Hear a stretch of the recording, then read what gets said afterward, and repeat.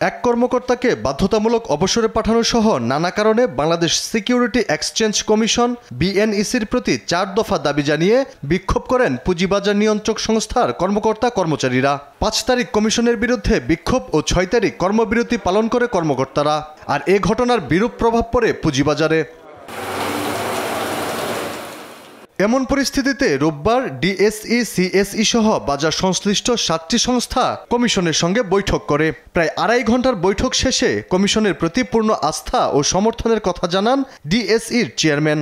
আমরা বিনিয়োগকারীদেরকে বলতে চাই যে আপনারা এই পুঁজিবাজারের উপরে আস্থা হারাবেন না। যারা অন্যায়ের সাথে, যারা অতীতে বিভিন্ন অনিয়মের সাথে জড়িত ছিলেন এবং এখনও সেই ধরনের কাজের সাথে যুক্ত হচ্ছেন বা বিভিন্ন ধরনের কার্যক্রমের মাধ্যমে পুঁজিবাজারটাকে দুর্বল করার চেষ্টা করছেন, তাদেরকে এই দেশের যে আইন আছে, বিচার আছে, সেই প্রক্রিয়াটা চলমান থাকবে। কমিশনকে জিম্মি করে দাবি আদায়ের চেষ্টার নিন্দা জানায় তারা। বলেন, নির্দোষ কর্মকর্তারা যেন শাস্তি না পান তা নিশ্চিত করতে কমিশনকে অনুরোধ জানানো হয়েছে। পরে চেয়ারম্যান জানান, কর্মকর্তাদের আগেই কাজে যোগ দেওয়ার আহ্বান জানানো হয়েছে।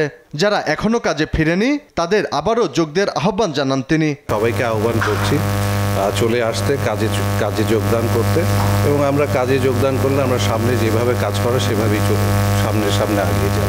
এর আগে বিনিয়োগকারীদের আস্থা না হারানোর অনুরোধ জানান বাজার সংশ্লিষ্টরা। আলী আক্কাস, আকাশ, দেশ টিভি, ঢাকা।